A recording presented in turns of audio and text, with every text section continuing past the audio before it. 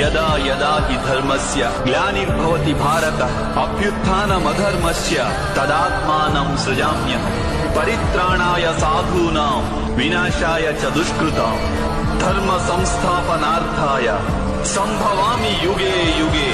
ఎప్పుడెప్పుడు ధర్మానికి హాని జరుగుతుందో, ఎప్పుడెప్పుడు అధర్మం వృద్ధి చెందుతుందో అప్పుడప్పుడు సత్పురుషులను ఉద్ధరించేందుకు, అధర్మపరుల వినాశనానికి, ధర్మాన్ని పునఃస్థాపించేందుకై నేను జన్మిస్తుంటాను.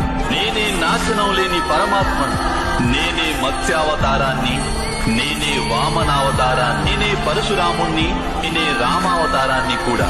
నేనే బ్రహ్మ విష్ణు మహేశ్వరులను, నేనే సరస్వతి లక్ష్మి పార్వతిని కూడా. నేను పురుషుడను కాను, స్త్రీని కాను, నపుంసకుడిని కాను. నేను శరీరాన్ని కాను, శరీర అవయవాలను కాను. నేను జ్ఞానాన్ని, సృష్టిని, చైతన్యాన్ని. నేను పరబ్రహ్మను, నేనే సర్వస్వాన్ని.